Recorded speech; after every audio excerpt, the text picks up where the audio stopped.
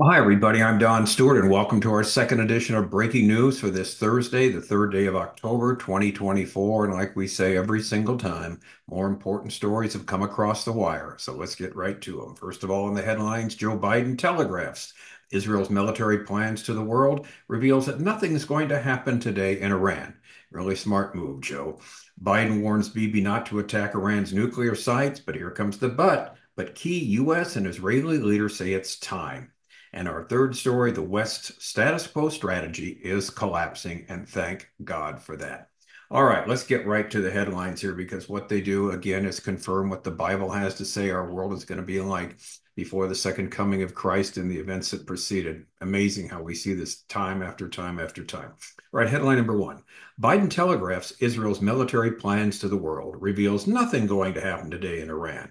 This is a Breitbart story. U.S. President Joe Biden on Thursday glibly ruled out any imminent Israeli strikes against Iran as the strife-torn region prepares for a response to the recent missile attack on the Jewish state. First of all, we don't allow Israel. We advise Israel. And there's nothing going to happen today, Biden told reporters at the White House when asked if he would allow Israel to retaliate against Iran. He made the remarks on the South Lawn before departing aboard Marine One without any further clarification or citing of a source for the military intelligence revelation. A reporter had asked if he supported Israel striking Iran's oil facilities, with Biden responding, "We're discussing that. I think that would be a little dot, dot, dot." Well, anyway, he trailed off, obviously. Oil prices jumped 5% over concerns about the Middle East after Biden spoke. The comment came in the wake of Democrats and the media frequently criticizing former President Donald Trump for allegedly talking with Russia. Yet here is Biden telling Iran directly that it's safe from attack, at least for today. As Breitbart News reported, Iran launched an unprecedented 180 plus missiles at Israel on Tuesday in what is described as retaliation for the killing of several militant terrorist leaders and Israeli aggression in Gaza and Lebanon.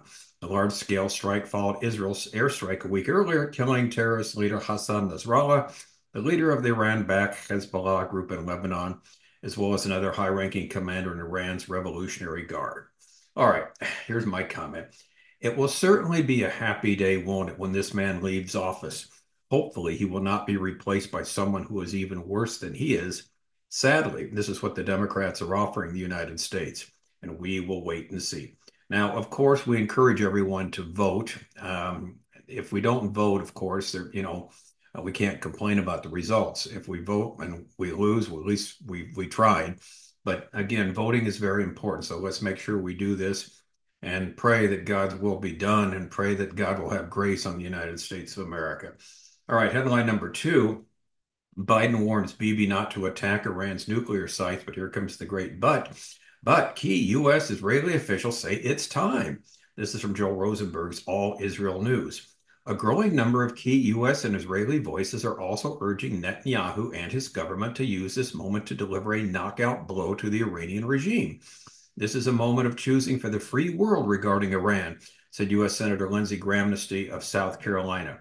The Ayatollah and Iranian regime are religious Nazis who want to destroy the state of Israel, also the United States, too. He said, "These words aren't mine. They want to purify Islam and attack the United States. Again, their words, not mine.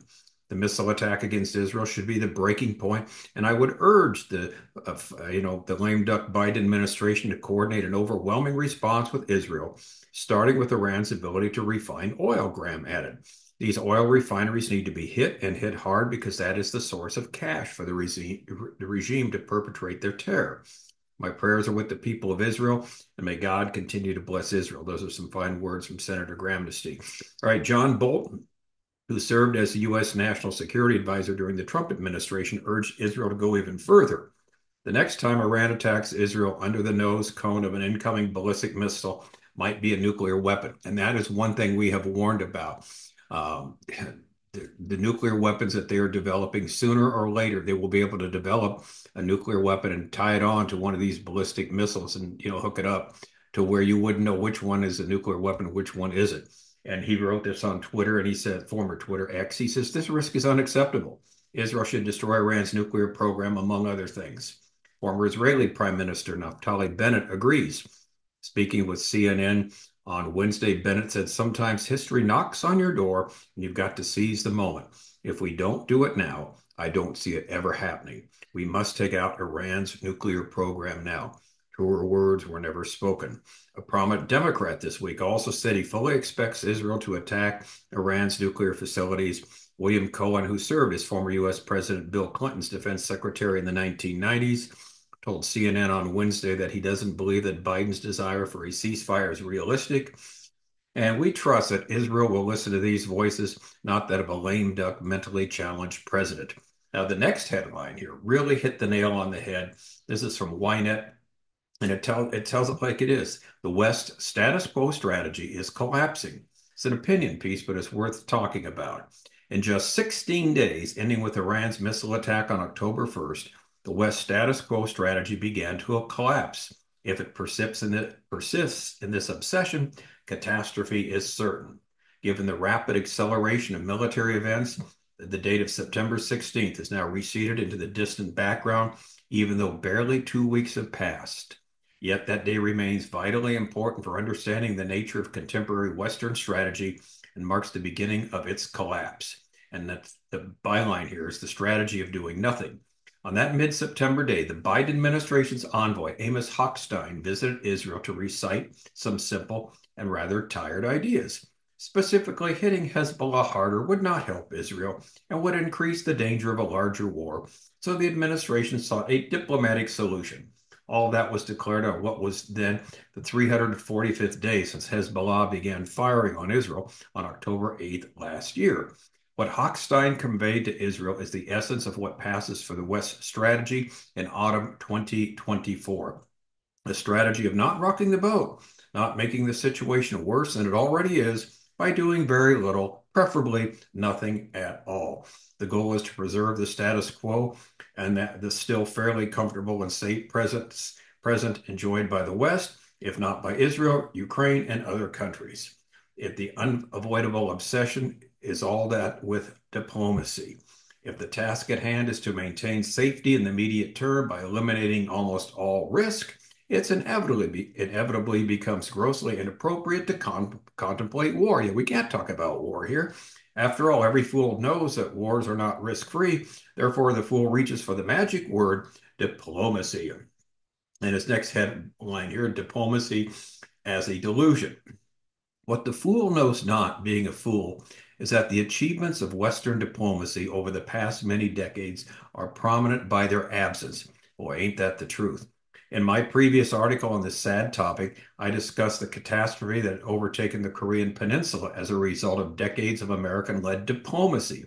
The Stalinist Kim regime is in power, equipped with intercontinental missiles and nuclear weapons, and under no effective pressure. That's so true. Little Rocket Man has not gotten any pressure from the Biden administration as he had with the Trump administration. If you recall, Trump, when they shot off that one missile, let's remind you what happened. They shot off a missile, tested a missile, armed with it was a dummy warhead, but the same size and weight as a real nuclear warhead, which they have nuclear weapons, and it traveled the distance to reach the east coast of the United States of America if it needed to. Now, it didn't go that direction, but it went some 6,000 miles.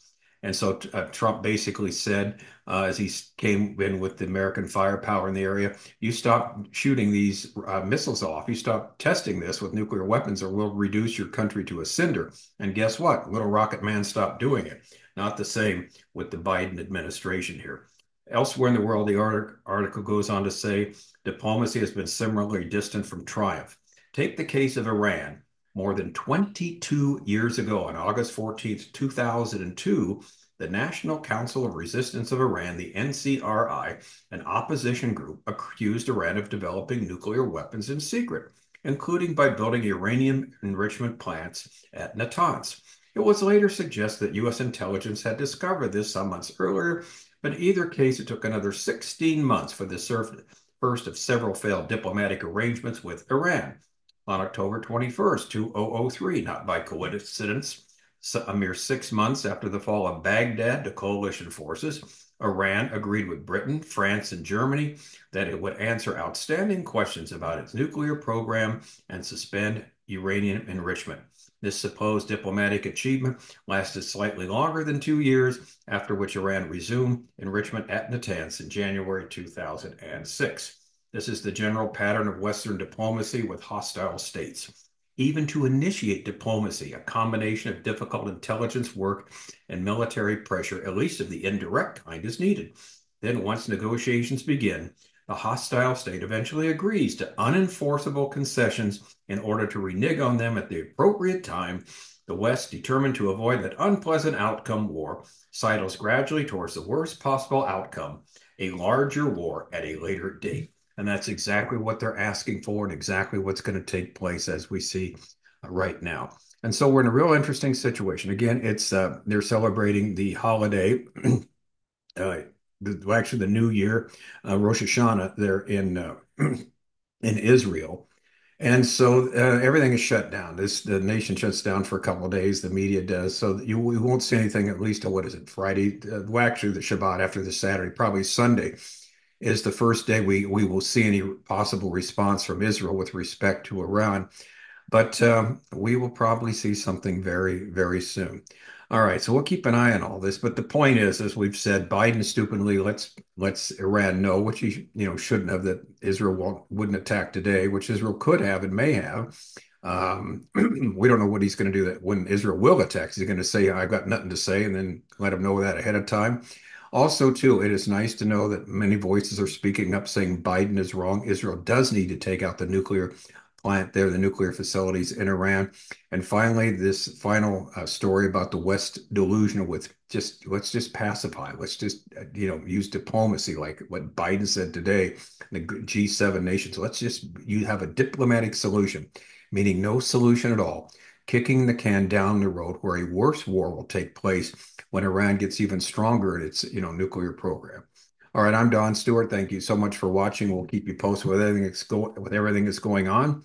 And we also released another one of our timeless truths videos today to finish off the God series, where we did 6 individual videos on the 6 books of that series. We'll continue to do that, like we've said, as we get to all 65 of the books we've written, to give you a summary of each one.